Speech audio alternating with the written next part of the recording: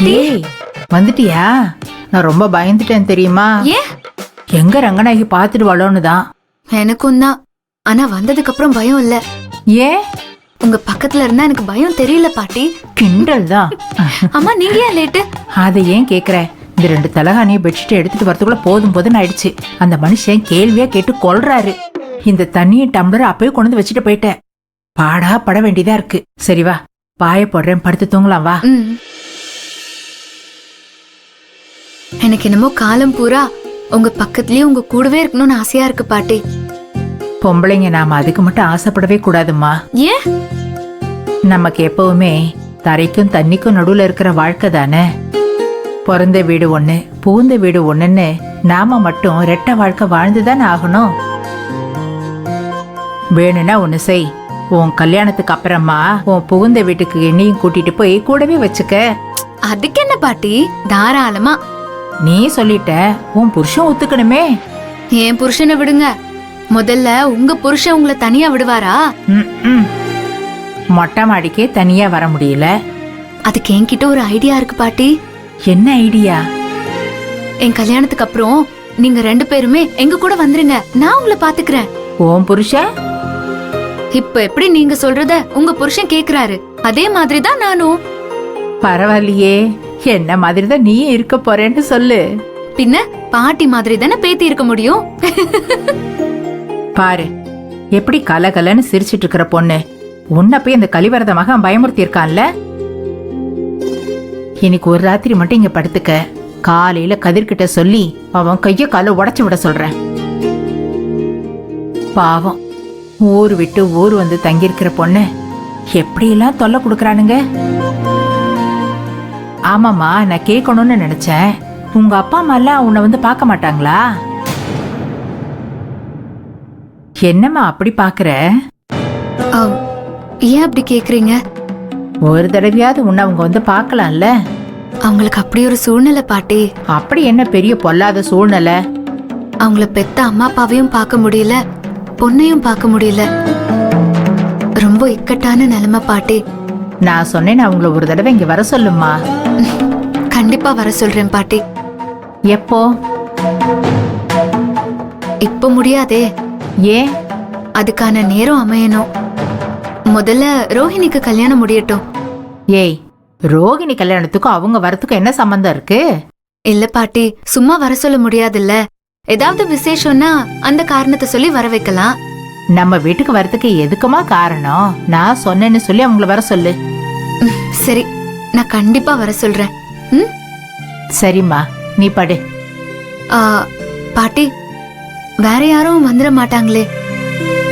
யாரும் வரமாட்டாங்க. ஒருவேளை யாராவது வந்துட்டா? அடிக்கிற குளிருக்கு மொட்டை மாடிக்கு யாரும் வரணும்னு நினைக்க மாட்டாங்க. அப்படியே வந்துட்டா என்ன பண்றதுன்னு கேக்குறேன். நீ நல்லா போத்திக்கிட்டு படுத்துக்க. தலையை மட்டும் வெளியில காமிச்சிடாத. மத்ததெல்லாம் நான் சமாளிச்சுக்கிறேன். யாரும் வந்துருவாங்களோன்னு பயந்துட்டு தூங்காமையே இருக்கிறதா? உன்ன ஒரு எறும்பு அண்டாத அளவுக்கு நான் பாத்துக்கிறேன். தேங்க்ஸ் பாட்டி. அந்த வீட்டுல தான் அந்த அயோக்கிய பையன் முரளி உன்னை பயமுறுத்தி தூங்க விடாம பண்ணிருக்கான். இங்க வந்து நிம்மதியா தூங்கலன்னா எப்படிமா? நீ எதை பத்தியும் கவலைப்படாம தூங்கு. பாட்டி நான் உன் கூட இருக்கேன், சரியா? தேங்க்யூ பாட்டி. சரி, குட் நைட். சரி. குட் நைட் சொல்லுங்க. விடுமா நீ. செல்லாது. நீங்க குட் நைட் சொன்னாதான் நான் படுப்பேன். சரி, குட் நைட். சரி பாட்டி.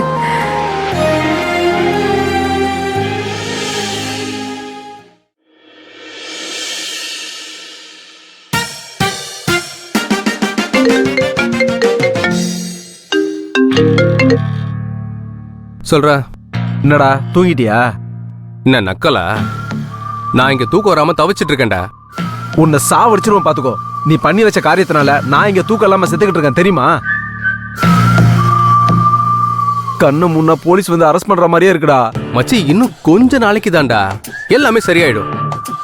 ஆமா, நம்ம பேசின மாதிரி அந்த லெட்டர் கொடுத்துட்டியா? எழுதுனேன், கொடுத்தேன். ஆனா அந்த லெட்டர் அவளை போய் சேரல. என்னடா சொல்ற? ஆமாண்டா, நான் யாருக்கு கொடுக்கணும்னு நினைச்சனோ அவளை தவிர மத்த எல்லார்கிட்டயும் இந்த லெட்டர் போய் சேர்ந்துருச்சு. என்னது, எல்லார்கிட்டயும் போயிடுச்சா? ஆமாண்டா, அது ஒரு லாங் டிராவல் பண்ணுச்சு. அப்புறம் கடைசியா காணாமலே போயிடுச்சு. அப்ப நீ அந்த பொண்ணு கிட்ட லெட்டர் கொடுக்கல. அதான் காணாம போயிடுச்சுன்னு சொல்றேன்ல. ஏண்டா எவ்வளவு முக்கியமான லெட்டர், அத ஒன்னே ஒண்ணுதான் வச்சிருப்பியா? ஒரு 10-15 ஜெராக்ஸ் போட்டு வச்சுக்க மாட்டேன்? இப்படி நடக்கும்னு யாருக்குடா தெரியும்? எப்படியோ என்ன மாட்டி விடாம விட மாட்டேன், அது மட்டும் நிச்சயம். டேய், நானே இங்க வசமா வந்து மாட்டிக்கிட்டேன், நீ வேற ஏன்டா என்ன திட்டிக்கிட்டு இருக்க?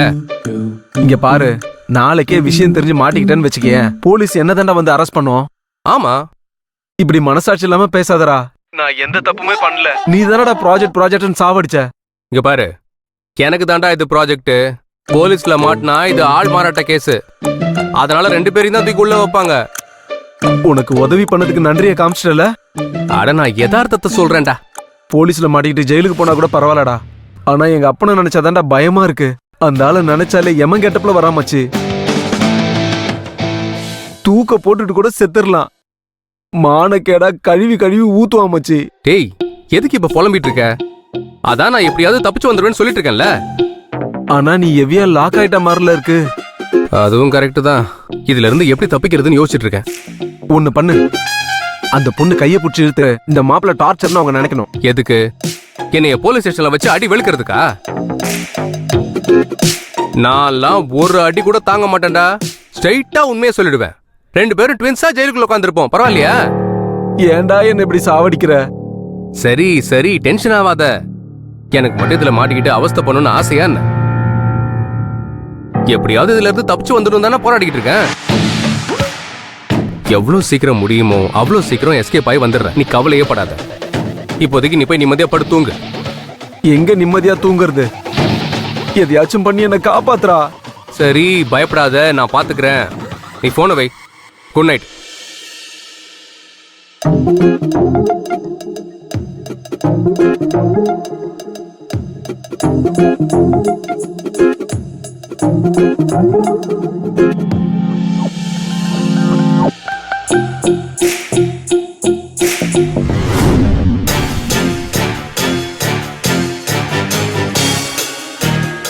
எல்லாத்தையும் பக்காவா பிளான் பண்ணிட்டியா? அந்த ஆளை மாட்டி விட்டு ஊருக்கு அனுப்பணும், அதான பிளானு? வித் எவிடன்ஸோட. அதுக்கு என்ன பண்ணணும்? எதுக்கும் உன் மொபைல கையில வச்சுக்கோ. அந்த ஆளு ஏதாவது சிலமிஷம் பண்ணா உடனே நீ அதுல ஷூட் பண்ணிடு. உன் ஷூட்டிங் புத்தி உன்னை விட்டு போலியா? அக்கா, இவ சொல்றதும் கரெக்ட் தான். என்னோட போலீஸ் பிரெயின் கூட அப்படிதான் சொல்லுது.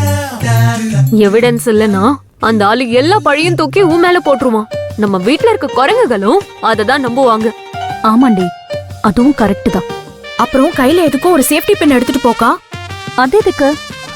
சேஃப்டிக்கு தான். என்னடி சொல்ற? ஆமா ஆமா, முடிஞ்சா பெப்பர் ஸ்ப்ரே கூட எடுத்துட்டு போ. ஏய், என்னடி 2 பேரும் ரொம்ப பயமுறுத்துறீங்க?